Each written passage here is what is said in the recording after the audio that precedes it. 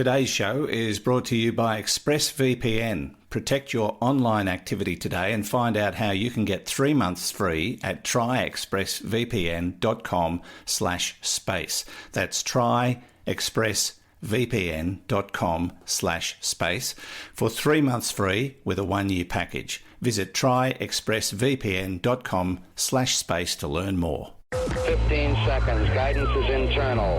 10, 9. Ignition sequence start. Space Nuts. 5, 4, 3, 2. 1, 2, 3, 4, 5, 5, 4, 3, 2, 1. Space Nuts. Astronauts report it feels good.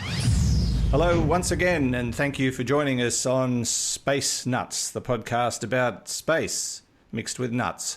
And joining me as always is, well, okay, this could be difficult, Fred Watson, astronomer at large, because he's no longer part of the Australian Astronomical Observatory, because it doesn't exist anymore. Hello, Fred. Good morning, Andrew. How are you? I'm well and confused Yeah. about your potential future.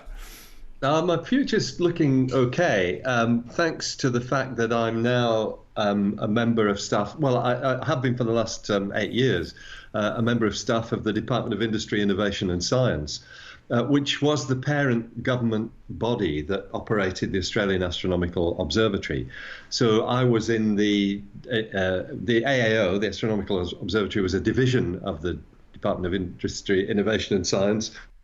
But as you and I have spoken about a little bit before, what's happened is that as part of a really big shake-up of optical astronomy or visible light astronomy in Australia, the Australian Astronomical Observatory has been essentially metamorphosed into two separate entities that now belong to the universities or are now operated by the universities.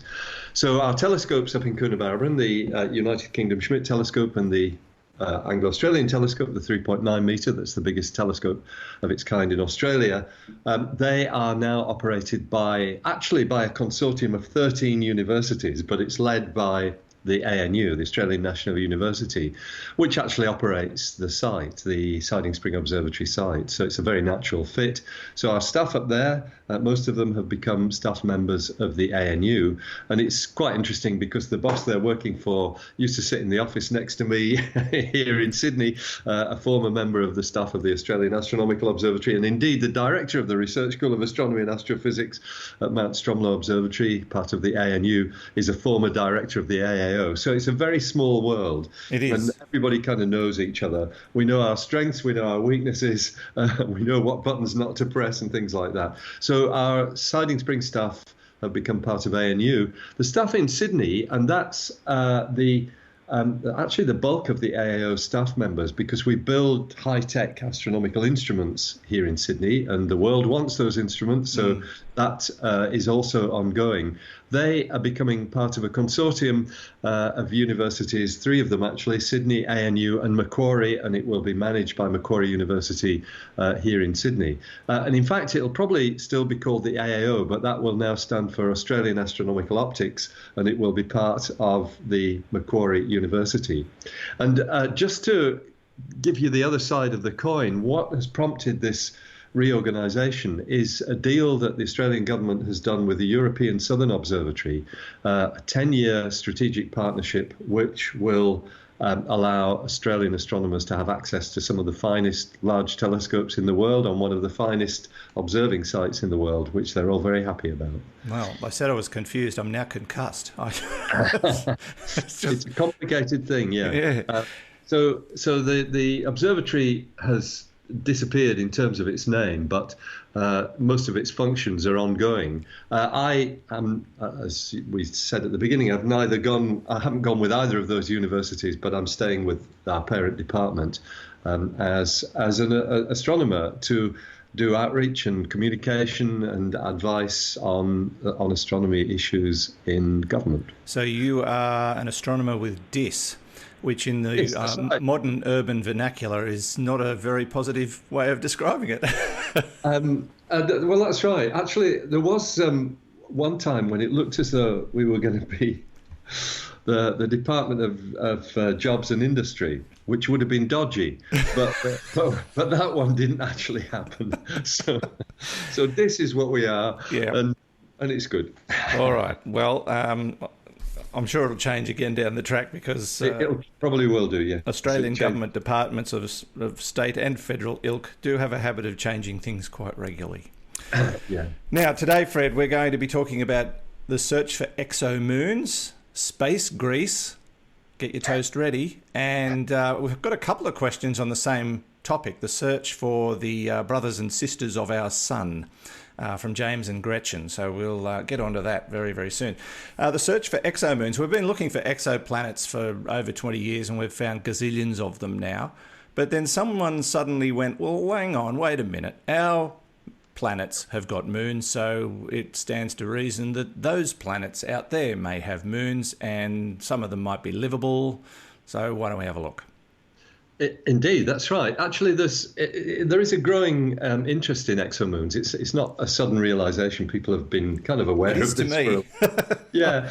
But the problem is, and going to the difficult bit to start with, it's hard enough to detect an exoplanet going around another star, let alone an exomoon. So the best way to detect planets of other stars, because we can't see them, the stars are too far away for us to be able to, for the most part anyway, to be able to detect the planets directly. There are a few cases where you can do it actually, and especially with these big new telescopes that we've just been talking about. But the way that we normally do it is to look for slight dips, regular dips in the brightness of a star, which reveals the presence of a planet, because the planet is transiting or passing in front of the star.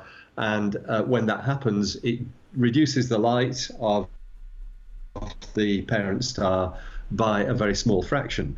So, for example, something the size of Jupiter passing in front of something the size of the Sun would drop the light by 1%. It's not very much, but it's enough to be measurable, and that's now very much the stock in trade of astronomers. Actually, some amateur astronomers can do this as well, which is fantastic stuff with modern telescopes, modern small telescopes. They've got the wherewithal to make these measurements of very small dips in brightness. So that's how you find exoplanets. Now, if you're looking for exomoons, what you're looking for is something even smaller. That's also dimming the light from the parent star, and it's dimming it in a peculiar way, because whereas a planet will just produce regular dips on a regular timescale, maybe once every 15 days or something like that, which would be effectively the year of that planet.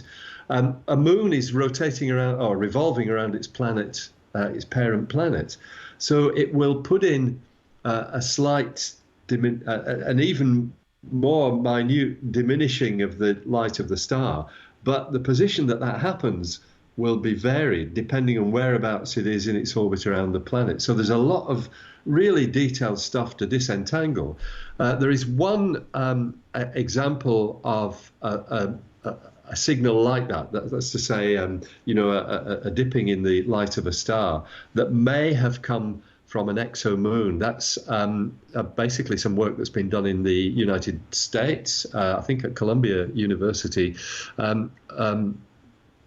Actually, it might be a different team, but they're certainly in the US that have been involved with this possible exomoon signal. It's very speculative. We don't actually know that that's what it is, but it sort of points the way towards studies that might reveal exomoons around exoplanets. Of course, you could call them extrasolar moons as well, but it doesn't matter. So what we now have is a study that's come from the University of Queensland, and scientists there have basically looked at the possibility of moons in the habitable zones of planetary systems. That's the Goldilocks zone, where it's not too hot and it's not too cold, but just right for liquid water to exist. The idea is that a lot of these planets that are in that zone are actually kind of unsuitable for life. They might be fluffy Jupiters or something like that, or hot Jupiters, things that really are very, very hard to imagine being habitats for living organisms. But they may well have moons that could be more like the rocky planets that we think of here in the solar system, the rocky worlds out there in the depths of the solar system. So that's the bottom line with this story. Exomoons are something to look out for. I think as telescopes get bigger and as more time is spent on this kind of study, I think more people will start looking for exomoons, and we will certainly start to find them. They're difficult to find, but we will establish that they are there. And it brings back that discussion we've had many times that if our solar system is typical of many other solar systems, it stands to reason that, we have found exoplanets, therefore exomoons by default should exist. And therefore we should have planets in Goldilocks zones and moons within those Goldilocks zones, and therefore the possibility of livable planets and moons. Yeah, that's exactly right. But before you get too carried away, remember that our own moon is in the Goldilocks zone because we are. It's just a rock. And it's just a rock. Not much else going on. Exactly. So, yeah. But there's so many possibilities. The other thing too that's interesting is, and you're certainly well placed to speculate more than I am, but when astronomers start looking for something purposefully, they generally will find it eventually. And if you're going to now purposely look for exomoons, the time will come. Yeah, absolutely right. I'm confident that will happen. I mean, just look at exoplanets. 20 years ago, we would have thought that the technique that's been most successful in finding these, the transit method, looking for the dimming in the star's light, we would have thought that was beyond the realms of most technology. But things have changed. We now have electronic detectors that are capable of doing this, even on small amateur-sized telescopes. So it's great stuff. And the same will happen with moons. We'll get to the bottom of it, as it were. Yes, we will, and we'll certainly talk about that when the time comes, because I don't think it'll be very long. You're listening to Space Nuts. Andrew Dunkley here with Fred Watson. Now, let's take a little break and find out more about our sponsor, ExpressVPN, rated number 1 by TechRadar. This is the one I use. I've been using it for a couple of years, and I love it. When I joined ExpressVPN, they were brand new to the market, but I read a lot of reviews and did a lot of comparisons. And there was just something about their business model that I particularly liked. And a couple of years down the track, honestly, can't complain. Their interface is very easy to use. Their service is second to none. I've had to contact them a couple of times about certain things that I wanted to do, and they were brilliant. So you may be wondering why I do need a VPN at all. It's all about privacy. Do you really want big tech companies, governments and others knowing what's going on with your online activity? Even if you're having nothing to hide, it just feels downright creepy. I think you'll agree. And governments are getting more and more interested in what you're doing every day. And so, protecting your privacy is what VPN is all about. And how often do you run across websites that you want to get information from only to find that they're geo-blocked? This is becoming an increasing problem, but ExpressVPN solves that problem for you. Now, if you go to our special URL, you'll see quite a list of things this service can help you with, things you may never have thought of before. As I say, it's the one I use, secure, fast, and it just works. So protect yourself online today and find out more about how to get 3 months free at tryexpressvpn.com/space. That's tryexpressvpn.com/space for 3 months free with a 1-year package. Try expressvpn.com/space to learn more, and you'll find the link details in the show notes and on our website. Now, back to the show. Okay, we checked all 4 systems and keying with a go. Space Nuts. Now, Fred, it's time to get down and dirty, and grease is the word. We are talking about one of the more unusual discoveries in the universe, and that is the trillions and trillions and trillions of tons of greasy matter that they now know exists in the Milky Way. What on earth are we talking about here? I like the statistic. Apparently there's enough in the Milky Way alone, there's enough grease for 40 trillion packs of butter. It doesn't say what size packs they are. No, I'm guessing the average. Yeah, the average block. So what is this all about? Well, it's about particular forms of molecules that contain the element carbon. So carbon can form really very complex molecules, and of course that's why we are carbon-based life forms, because carbon's got the propensity to mix with other atoms and make complex structures that allow all kinds of really sophisticated things to happen, such as living and breathing. So carbon is relatively common throughout the universe. It's not by any means the most common, that's hydrogen. But when it forms molecules, apparently, and I'm no chemist, Andrew, that's my disclaimer at the start of this. I'm not an expert in organic chemistry. But there are two main forms, as I understand it, in which molecules of carbon molecules containing carbon can exist. These two main forms have posh names. One is called aromatic molecules, and they are sort of dry, like a bit like mothballs. They're sometimes called mothball-like molecules. Whereas the other ones are aliphatic molecules, and they are grease-like. So they're greasy molecules, which means, this is what we find in the everyday world. Molecules that have got a very greasy-like structure are almost certainly aliphatic compounds of carbon. So that is the bottom line. Now, we know that carbon does exist with many complex molecules out there in space. We've even seen examples of amino acids and things, which are the precursors of life.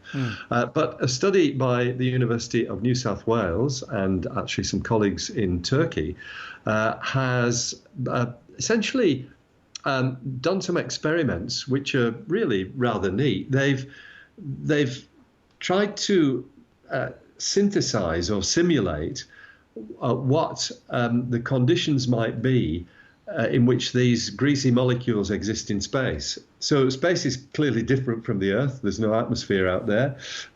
Very, very much like a vacuum, although there are particles in space we call the interstellar medium, the particles between the stars, and the solar wind, of course, is the wind that's blowing through space from the sun. So what they did was they took some molecules of grease, some of these aliphatic compounds, and they put them in an enclosure and basically pumped all the air out. So you've got a vacuum, and looked at the way these well, I guess particles or molecules of grease-like material, the way they behave in conditions that are similar to outer space. And then what they did was mimicked what happens to starlight when it passes through clouds of these molecules, because that's the key thing for we astronomers. When we're looking for clouds of gas or dust in space, one way to do it is to observe a star that's behind the cloud that you think exists, and look at the way the light is absorbed by that cloud. The starlight, basically, as you spread it out into a spectrum of colours, this rainbow effect with the barcode of information, that information can be imparted or can reveal the conditions in the medium between the star and yourself, as well as conditions in the atmosphere of the star. So what they've done is they've simulated how that light effect should behave and then had a look for it. And sure enough, we find signs of greasy molecules in the spectra of stars. And that's how we know that there are 10 billion trillion tons of greasy matter in the Milky Way. And I'm guessing you can't put it on your toast. No, you can't, actually, because it's too thin. Some have suggested that, if we have interstellar space travel, should we have windscreen wipers on the front of the spacecraft to clear away the grease as you're flying through it?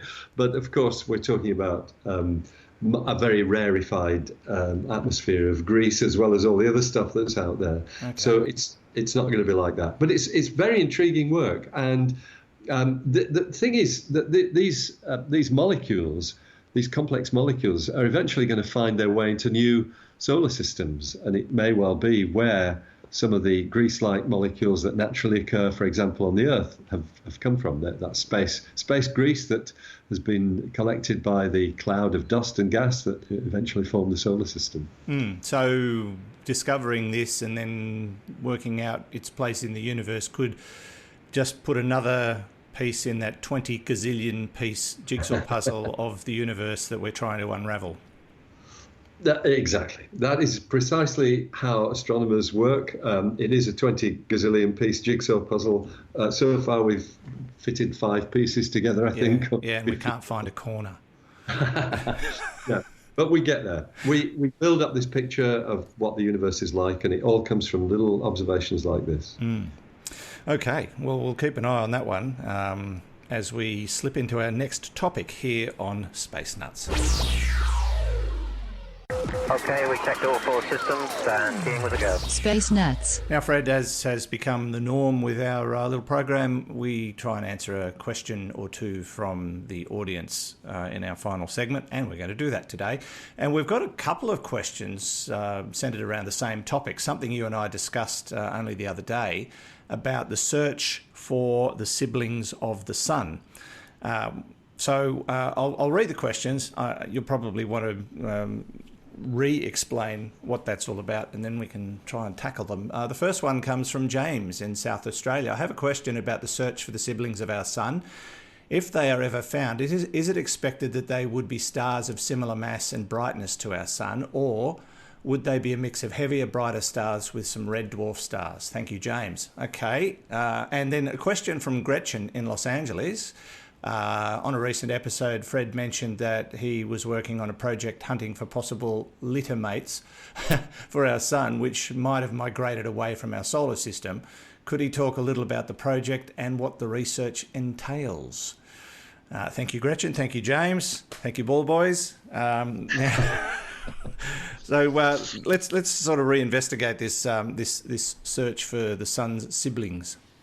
Yeah, well, let's start with James's question, because that's a really interesting one.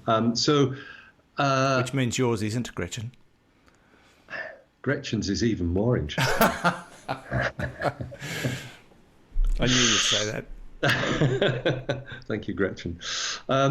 So you've got to think about the way our Sun was formed. It formed in a gas cloud, a cloud of gas and dust, which collapsed, or the bit of it where the Sun is collapsed to form the Sun and the planets, collapsed under its own gravity. But that gas cloud and dust cloud was so big that many other stars probably formed in it at roughly the same time, 4.6 billion years ago.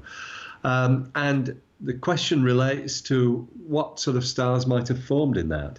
And I think it's a question that doesn't actually have a straightforward answer, but that I think what is happening, and I would defer to my colleagues who are very much better versed on the nuances of star formation, but I think the individual conditions inside one of these gas and dust clouds and the sort of global conditions on that would dictate the kind of masses of stars that were being formed.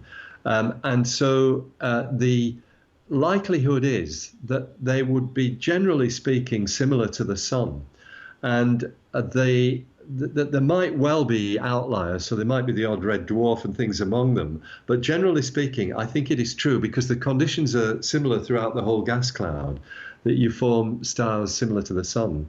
And one of the things that leads me to say that is that when you think of stars which are much more massive than the Sun, these are stars that, with 10 to 100 times the mass of the Sun, they have very short lives, they explode in supernova explosions at the end of those short lives, and they also tend to form more or less at the same time if you have the right conditions.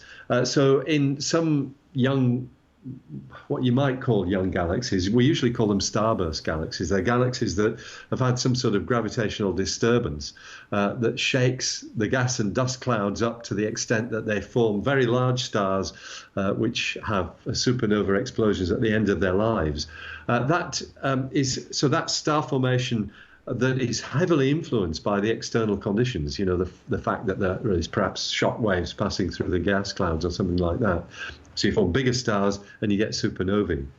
So I think it's the conditions in the gas cloud itself that dictate what sort of stars you're going to get, which tends to suggest that the stars which are the siblings or the lost littermates of the sun may be very similar. And that's actually borne out by the one candidate that we have for a sibling to the sun. There is one star, which is in the northern hemisphere constellation of Hercules. It's about 100 light years away, roughly, from Earth. It's actually bright enough to see with a pair of binoculars. It's a similar star to the sun. It's a little bit bigger, about 15% more massive, and it's slightly hotter. But it is thought to have effectively exactly the same chemical composition as the sun. And that is what we're looking for in trying to find these solar siblings, which lets me segue to Gretchen's question, because that is one of the aims of the project called Galar, which I'm involved with at a very small level, I have to say. I just help with the observing and throwing a few comments now and again. But Galar is an acronym for Galactic Archaeology with Hermes. And Hermes is the name of an instrument on the Anglo-Australian telescope. Galactic archaeology is doing what I've just hinted at, looking for identical chemical compositions. Speaking of galars, I just heard one. That's perfect timing. It could not have been better. We aim to please, We aim to please. That took a lot of training. That's right. Lots of breadcrumbs spread out on the deck there. No, it's what you're looking for with Galar is trying to piece together the history of our galaxy by looking at very detail at the chemical compositions of the individual stars in the galaxy.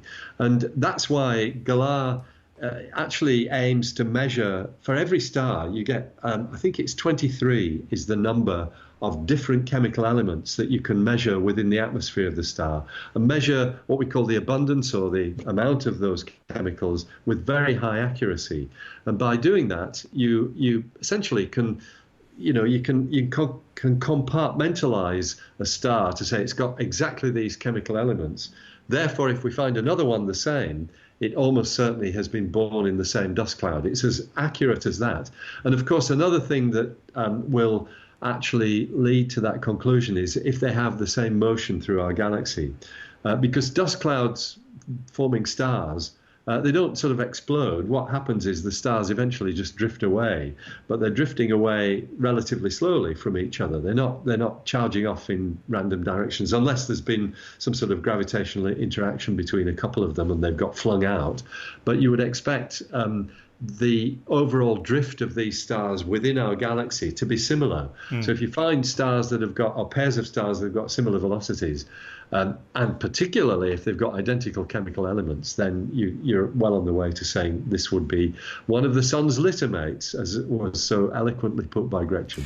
Yeah, and I still have trouble in my head thinking that, okay, a sibling of the sun is 100 light years away, but in real terms, that's not a long way, is it? No, it's not, exactly. And the age of the solar system, 4.6 billion years, it's long enough for a star like that to drift to that kind of distance, bearing in mind that the galaxy is 100,000 light years across, so on a much bigger scale. So 100 light years is on our cosmic doorstep.